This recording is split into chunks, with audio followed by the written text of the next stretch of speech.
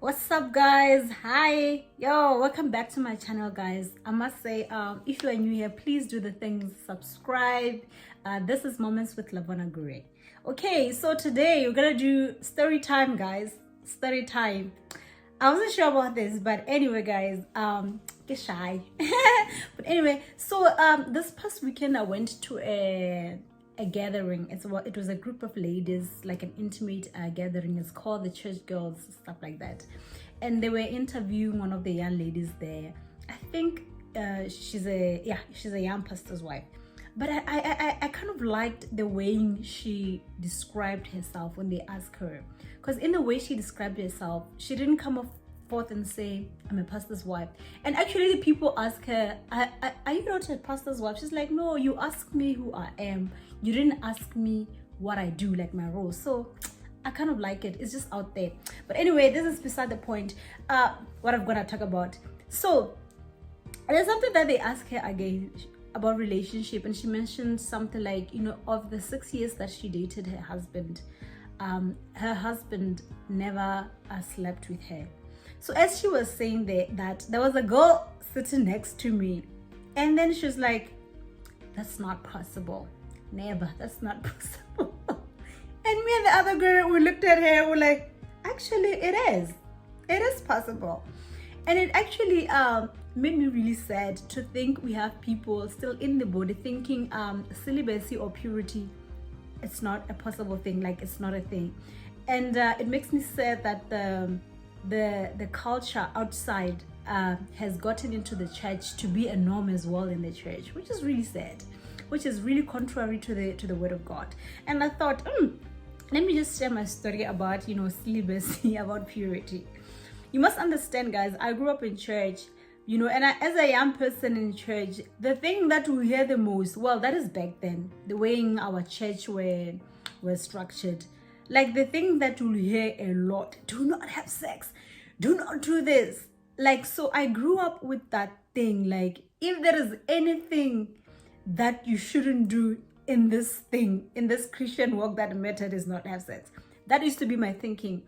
And I must say, because of that, for me, it was out of a place of fear, actually, because I really didn't have an understanding. Why must I not do this thing? I was fearful. So I just clung into that to a point where, I was so scared of boys, guys. Because for me, when a boy says hi, it means that thing. And that thing, I remember from the church, do not.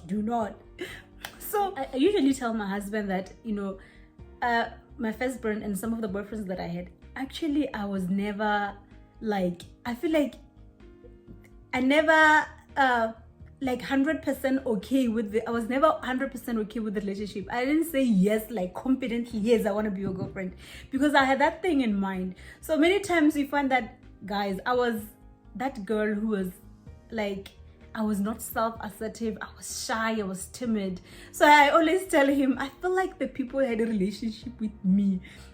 I didn't have a relationship with them, because I never, said I concurred to this relationship. So that was just me, like, because of that thing, like, and I didn't enjoy the freedom of dating that you can potentially do within the, the safe parameters. I didn't, because of that thing. Because for me, I was fearful, like, oh my God, I'm gonna have sex. Oh my God, I'm gonna, oh yeah. So it was that. But things took a shift when I went to university. So I got born again when I was 14. But then things took a shift when I was in university, when now really I had a relationship with Jesus. It's almost like things shifted when God began to show me why, when he says, do not have sex until marriage. Like, for me, he reminded me, this is for you. I'm not depriving you of anything. This is for your protection. This is for your peace, Lavona. And I think from there, I began to understand it through the lens of grace, not legalism, because grace covers, guys. And then grace, I began to understand that God won't ask me to do anything unless he gives me the grace for it. So for me, then there was a major shift when I got to university. Like, I just, it came from a place that, you know, God, I love you so much. Like, I really want to please you. I really want to make you happy. I want to do this because it's a place of love. I feel like if I do that, I offer myself to somebody. But I was at a stage where, you know, like when you go like, I will never give my heart to another, just you, Jesus. I was at that place, guys. I think that's where my spiritual life took a turn. So, and then I was reading this book, yeah, I Kissed Dating Goodbye. Because remember, guys, it doesn't mean before then I didn't have like a boyfriend. I did. Yeah, the kissing was done. So then I read a book. Hey, guys, this book says I Kissed Dating Goodbye. I remember thinking, my goodness, this book has changed my life. Because I think the people who wrote it, they had kissed at the altar. And I thought, my God, the next man, the next boyfriend, I want to experience the first kiss at the altar. That was me, guys. Before, not even long after I finished the book, guys. So this guy comes. Yo, I met him at church at a youth group. So this guy comes, he introduces himself, and I'm thinking, oh, Lord, why is the, what do you call it? The test so early? Because I felt like I don't want to date anymore. But then this guy is so good, he comes along.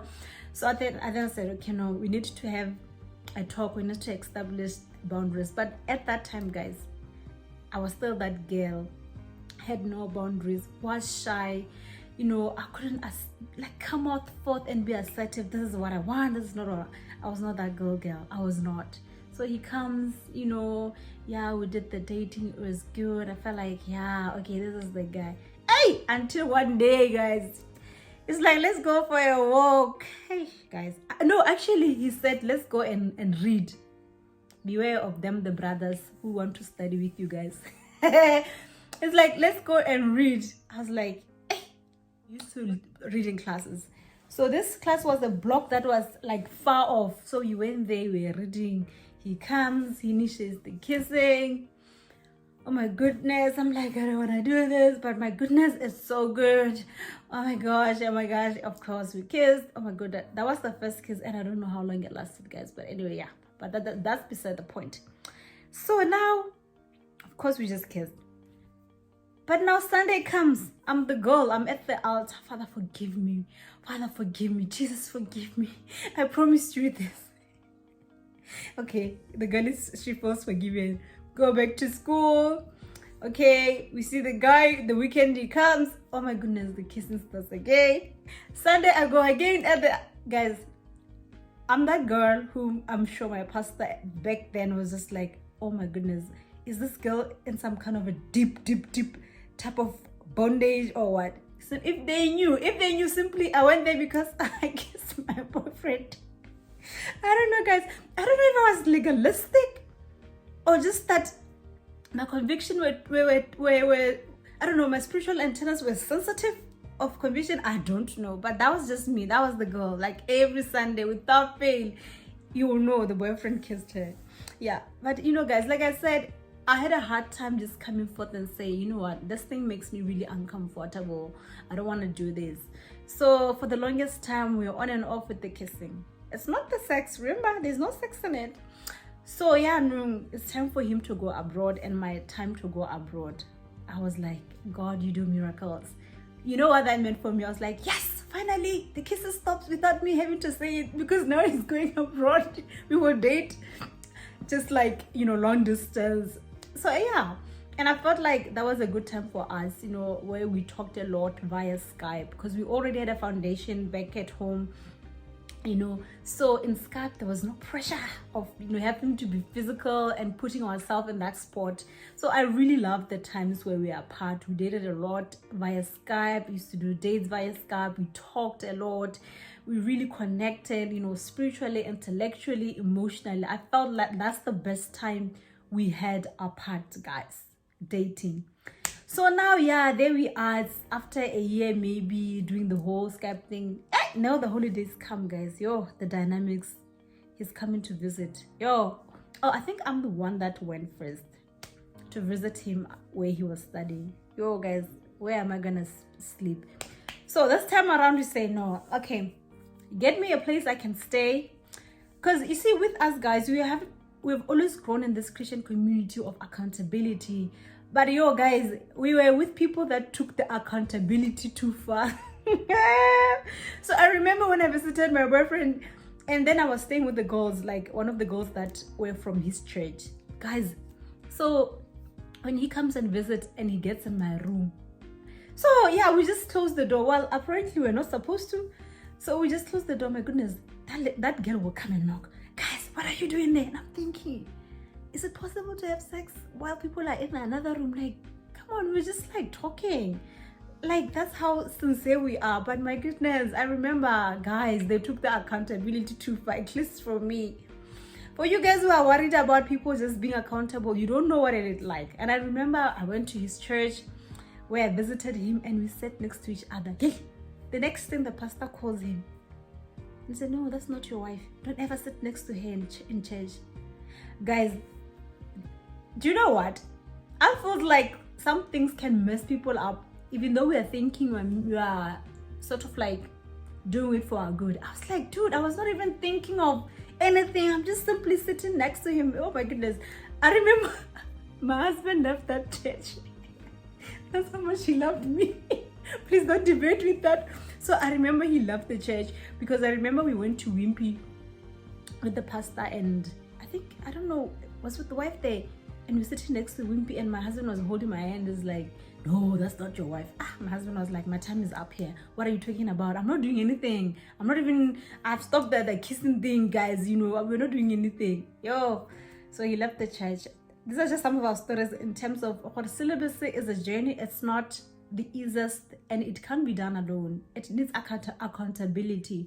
But it needs accountability from a place of love. Because I felt not like watching, because I felt for us was that, and we really didn't enjoy that time when we visited each other after not seeing each other for a while, because we had these people around us. Of course, somehow maybe they did help us, but I felt like it was more of monitoring, not like love accountability, if I'm going to put it that way. So yeah, so I was the girl, and then obviously in that strictness, some days the kissing happens, guys, and your girl, like, I'll feel like some type of way. And then my boyfriend was just, that day he was okay. Like, if you could just kiss for the whole entire day, he would just be okay. I never understood. You're like, oh, I feel so bad, and he would just be looking at me like, okay, that's fine. Do you feel better when I sex? Like, no, I feel better. I was always worried.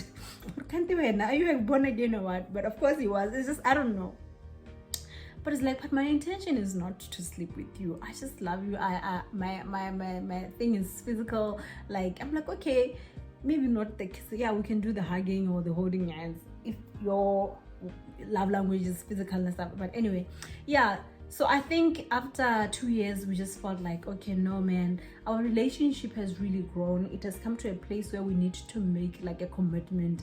And I think we didn't date long, guys. So we dated 2 years, and then with on the fight of just staying, pure and celibate. So it's not easy. It's not like, like that girl is say it's impossible. It's not impossible. What is impossible with men, it's possible with God. When you depend on the grace of God to keep you guys. And also, like I have said, things that can make easier for you is your environment, and involve other people in your relationship, to speak in your relationship. But like I said, people that come from a place of love, not like some kind of monitoring where, like, oh, what are you guys doing there? Like, oh my goodness.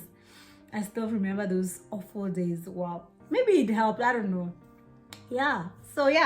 So it is possible, like, remaining pure until you're married is possible. And I think it needs to come from a relationship, from a point of a relationship with Jesus. That should be the motivation in anything, because the God's commands are not burdensome, guys. They are not burdensome. They are for our good. And, we are to be guided not by our culture, but by the word of God. So purity, it's a beauty, guys. Is it easy in where we live? No. Does everybody do it? No. Does that mean you should not do it yourself? It doesn't mean that. Establish a relationship with God. Get the people around you that can help you navigate that journey. It's very much possible. There is beauty in that. At the end of it all, you bring glory to God. Yeah. It's not a legalistic thing. And one thing you shouldn't think about, purity, that after you get married, it's some kind of a reward. You're gonna be given like a scepter. Yeah, purity, purity. No, it's not like that, guys. It's something you do at that point. You honor God. When you get married, you get to experience, intimacy the way God designed it. Yeah, it doesn't mean you're gonna be given like, oh, she was celibate, she kept her. No, it's not like that. It's not like that. It doesn't mean like you're gonna be problem free in your marriage. No, it doesn't mean that. You're still gonna have to put in the work. It's all about really obedience to His word. Again, yeah. So I hope you enjoyed. If you want to hear more story time, please subscribe and just drop in suggestion of what you wanna hear down in the comments. So thank you guys. That was a long story time, guys. I can talk. Bye.